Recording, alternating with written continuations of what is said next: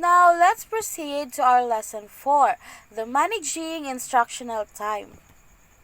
For our intended learning outcomes, at the end of the lesson, you will be able to first define the significance of effective instructional time management in the multi-grade classroom. And for the second one is develop a multi-grade timetable that allocates appropriate instructional time for each subject across various grade levels through worksheet. Before we start our class, so let's have an activity first. And for our activity, you can just write it on a 1/2 sheet of paper. For the instruction, think about how you spend your time in school, make a list of your regular activities in the classroom, and the amount of time you spend doing them. Since we are now done with our activity, let's now dig deeper. So, effective classrooms run on time management. From routines to group work, every activity needs efficient use of minutes, right? So, prioritize tasks, structure the day around the most important, and watch an unexpected event become manageable blips, not roadblocks to your goals. It encompasses classroom activities during regularly scheduled time when students are unexpected to be actively engaged in a learning activity. In most cases, educational policies or regulations specify the instructional time. Ano nga ba ang instructional time? Instructional time, it should take into account that the students' varied needs and capabilities as well as the teacher's experience and expertise. So therefore, a multi-grade teacher needs to be knowledgeable and timetabling. A timetable is a relevant tool to manage time and organize resources.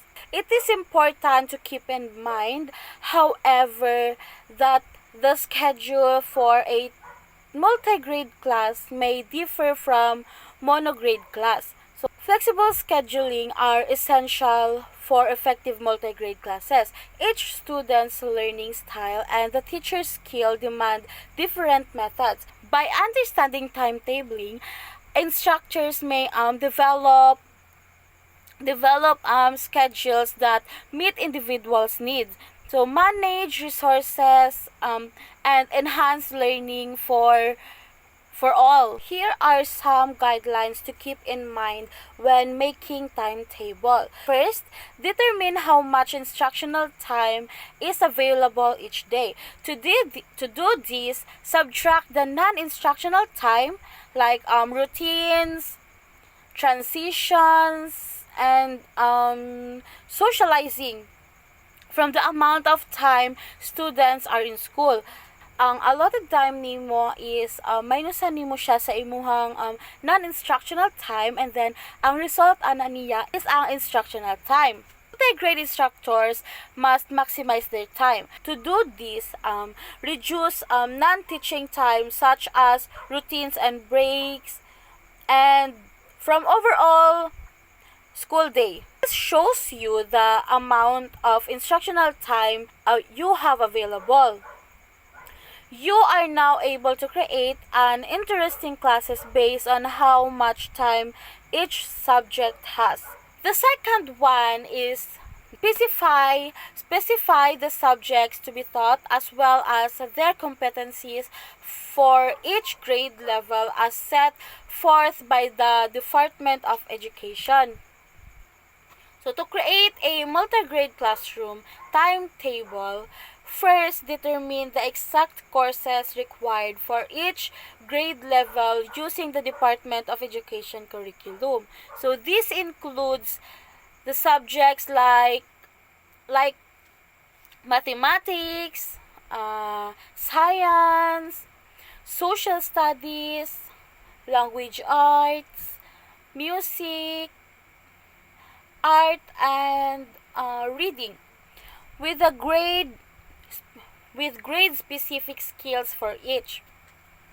Knowing the learning objectives for each grade is essential for adapting your timetable to properly meet students' various requirements and guarantee they accomplish their learning objectives. For the third one, determine how much time is required for each subject per week. In a multi-grade context, allocating time for each topic takes thoughtful consideration by examining the Department of Education's curriculum recommendations for each grade level. So, ensuring that you understand the complexities and importance of each topic. Then, consider the number of grades you teach and your students' different needs. Divide your total available teaching time effectively, taking into considering the time required for each topic to meet grade-specific skills. This is a flexible process. Adjust according to student needs and topic complexity, and be prepared to revise your timetable as required throughout the year. And for the last one is identify the available resources and teaching strategies needed for each subject. So, create a multi-grade schedule required finding resources and teaching styles. Take supplies of available resources such as texts, technology, and tools for each topic at various grade levels. So, this helps to optimize the use of resources. Select a variety of teaching strategies such as whole class instruction, small group activities, or individualized learning, while keeping in mind the specific subject, topic, grade levels involved, and available resources. And adapt your um, adapt your strategies based on students' engagement, learning styles, and specific content being taught. In a multi-grade timetable, usually a subject is scheduled at the same time for the entire class. However, separate groups may be working on different things within that time.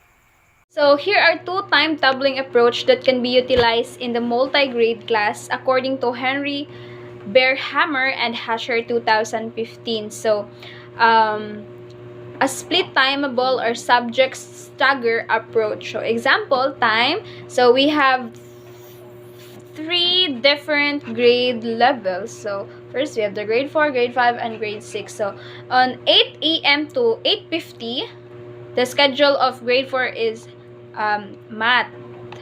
First subject, grade 5 science, grade 6 English, 8:50 to 9:40 English for grade 4, math for grade 5, and grade 6 science.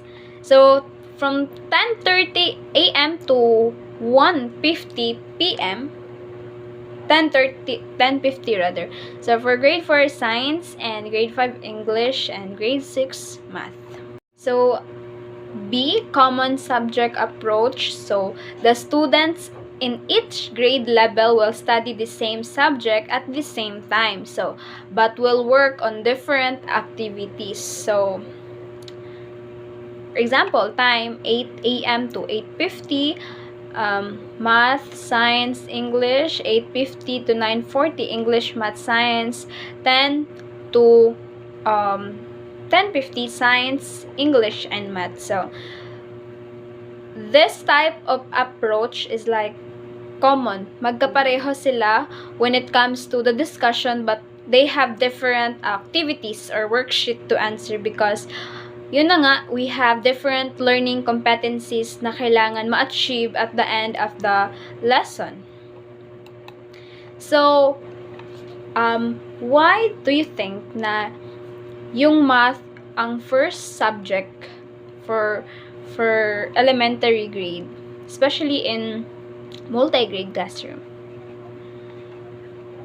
Because math, English, and science is the subject that is more kailangan yung attention nila. So, we have tips for time tabling and multi-grade class. So, first, math and other subject that need more concentration should be taught in the morning. So, yun na nga, dapat first period. The schedule of the teacher, the subject that first taken in the class schedule should be the subject that need more attention span in order for them to acquire or to receive the knowledge that on what teacher discussed in the specific learning competencies. Second, we have consider the student maturity and attention span. So younger students have shorter attention span and may need to change activities more often. So as what we discussed in lesson 3, that older students are advantaged when it comes to maturity because of their experience, while younger student is disadvantaged for them kasi they will interrupt with the class. Third, we have allow adequate time to teach and supervise all the grade levels, maybe in a whole class or small group activities. So it's our responsibilities as a future educator to guide and also to provide instruction. And also through collaborative work, it's either a whole class or a small groups activities. And the last one, we have the timeable should be posted clearly and made by familiar to the students. So as way back in our elementary days, we can see the posted schedule of the class in sa labas ng school in order for us to be familiar with it. So this would be the end of our discussion in lesson 4. So we hope na you learned something from it. So thank you for listening.